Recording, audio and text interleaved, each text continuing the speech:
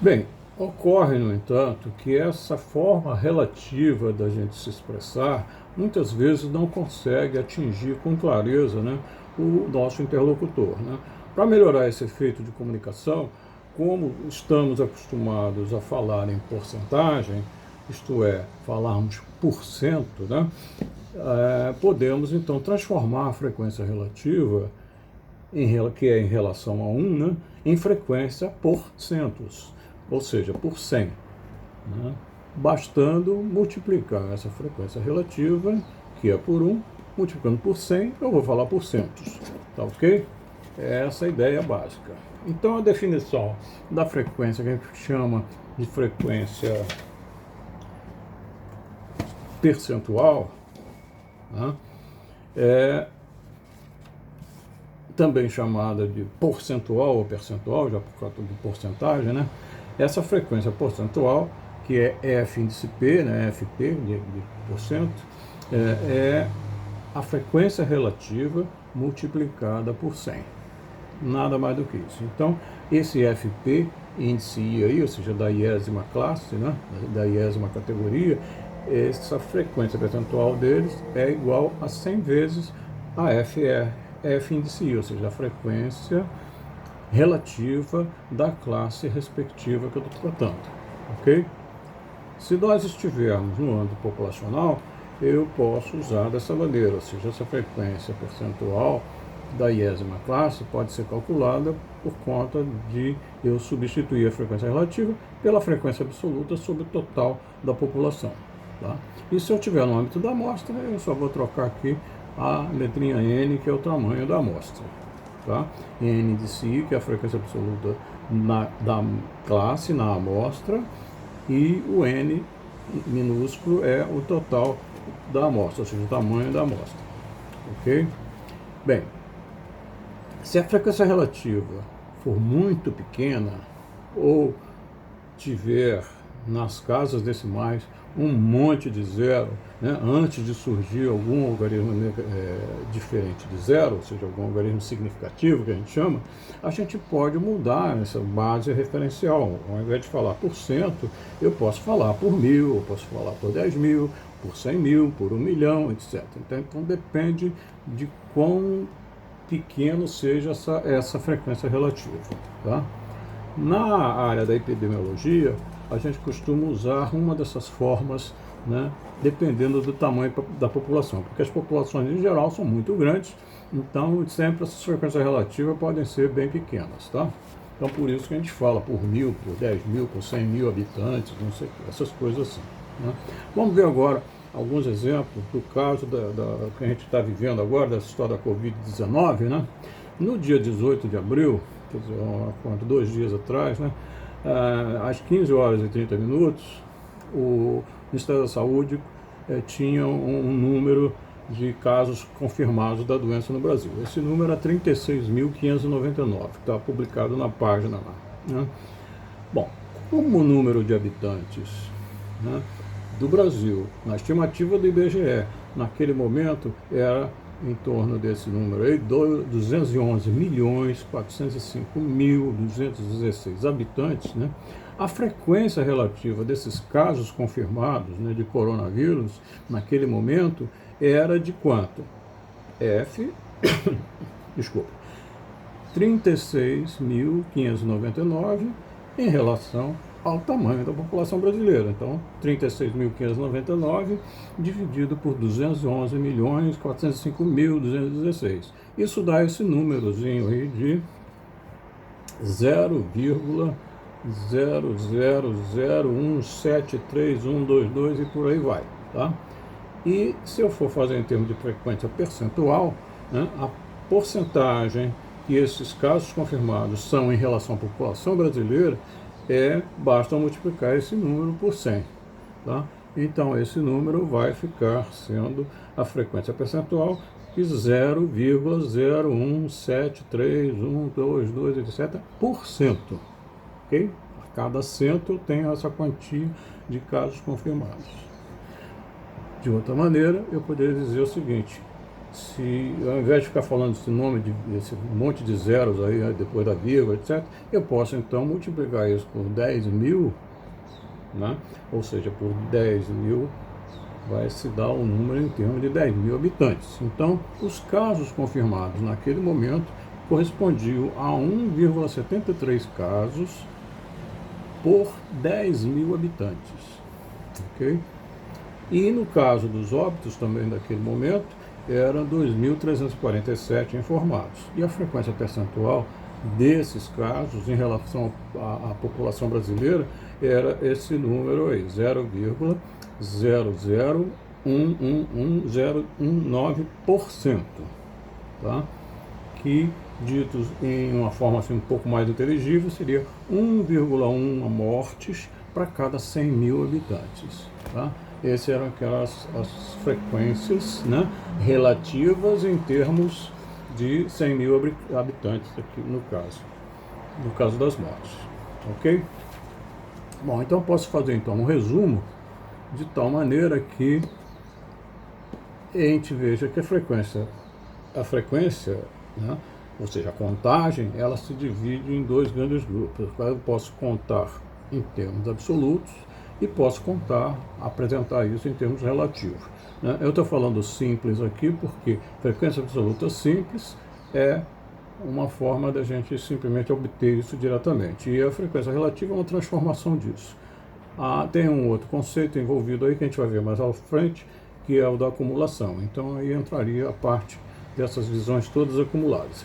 Então as frequências relativas, ou seja, aquela que você faz uma comparação com um outro grupo, né, um grupo maior, no caso, o todo de onde aquela parte veio, pode ser por unidade, essa que a gente está falando aí, pode ser por cento, pode ser por mil, por milhão, sei lá como for, ok? Agora, o uso mais comum delas é você fazer a frequência relativa simples, que é por unidade, ou o porcento, a frequência percentual, né? E as outras, em geral, se usa nessas áreas da epidemiologia, ok? Eu vou retomar aquele nosso quadro que a gente vinha fazendo com os níveis de mensuração, né? E vendo que cada nível tem uma determinada função, e a gente vê que, conforme a gente disse, a frequência simples, seja ela na forma absoluta, na forma relativa, ou na forma, seja por mil, por milhão, por cento, seja o que for, né?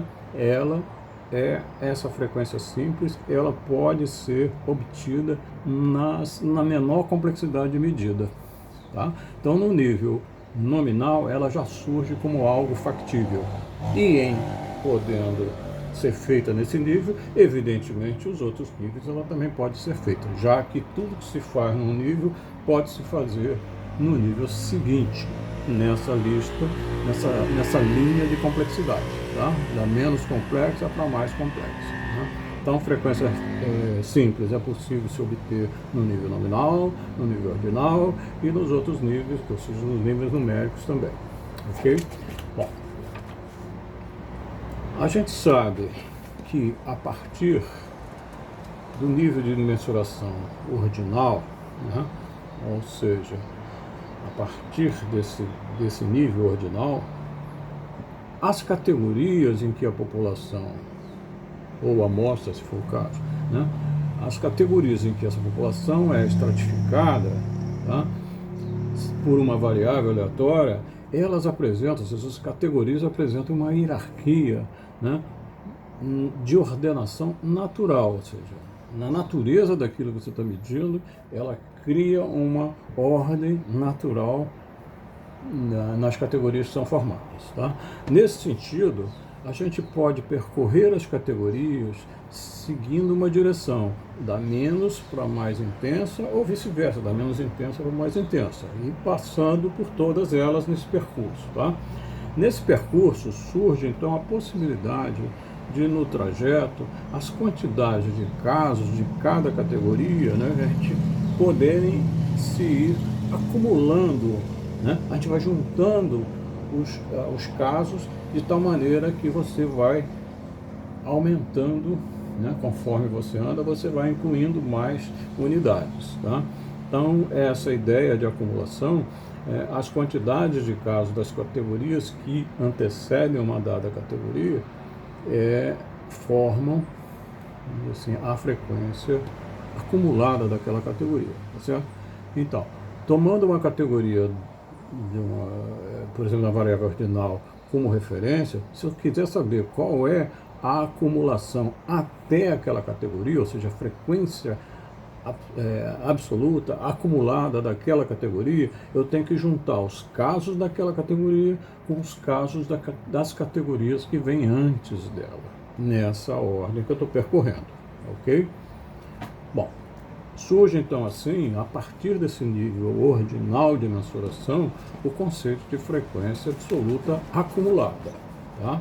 Então a definição de frequência acumulada, né, absoluta acumulada, né, de uma categoria é o número de unidades estatísticas daquela categoria somado aos números de unidades estatísticas das categorias que lhe antecedem na ordem da trajetória que eu estou praticando, ok?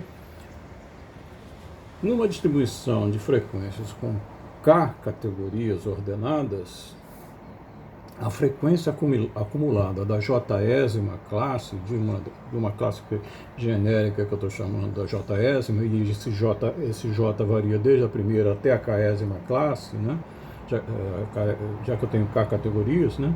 Então, a frequência acumulada dessa jésima categoria é a soma das frequências absolutas de todas as iésimas categorias, desde a primeira até aquela que eu estou contando, que é a jésima. Tá?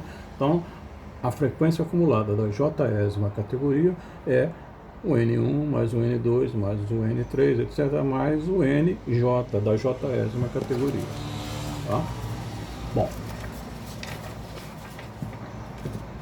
com isso a gente pode ver que esse negócio da classe social, né, com as suas frequências, né, vamos considerar essas frequências aí. Da amostra, no caso é uma amostra com 127 habitantes, né, anteriormente tratamos aqui. Bom, a frequência, a distribuição de frequência está aí, e o número acumulado de casos, né, é o seguinte, né, esse número acumulado, ou seja, a categoria está aqui, no caso a categoria, né, por exemplo, a primeira categoria, a IES, a primeirésima, né, a primeira categoria, ela é ela, e não tem mais outra, então só a frequência dela. Então, esse 13, né, no caso aqui do exemplo, esse 13, é porque eu estou seguindo o percurso dessa ordem, né, da A para até E. Então, eu tenho, na primeira, a frequência acumulada dela é só ela. A frequência acumulada da segunda categoria é a dela, primeira, com a segunda. Então, a soma das duas vai dar 29, ou seja, 13 mais 16 dá 29. Então, a frequência acumulada da segunda categoria, da classe B, é a da classe A, mais a da classe B. Então, é 13 mais 16 vai dar 29, perdão. Né? Se eu quiser saber a frequência acumulada da classe C, vai ser a soma dessas três aqui, até a C. Ou seja, se eu já tenho somado até aqui 29, se eu juntar mais essa aqui, que é 81, vão ficar 110, e assim sucessivamente. Sendo que a da última categoria coincide com o total, o tamanho, no caso da amostra. Tá ok? Bom, a interpretação então. Observou-se, né, que na amostra observou-se na amostra da classe social mais alta para a classe social mais baixa, ou seja, nessa direção da A para E, ou seja, nessa ordem, né, um total de 110 habitantes até a classe C. Ok? É isso que quer dizer essa frequência percentual. Então a gente pode também, né, fazer para as frequências acumuladas aquele mesmo quadro que a gente fez da tipologia das frequências, tá? É a mesma coisa, seja simples ou acumulada, essa segmentação é a mesma, tá? Bom, e lá no nosso caso do tabelão, essas frequências acumuladas só entram no nível ordinal. Né? Eu não posso fazer frequência acumulada para variável nominal, porque isso não existe, não existe ordem na variável nominal. Então ela só aparece no nível ordinal e daí para baixo. Ok? E sempre vai ser possível dessa forma. Ok? Eu encerro esse pedaço aqui e vou mandar esse material todo para vocês. Tá bom? Muito agradecido, uma boa tarde, boa noite, bom dia para vocês.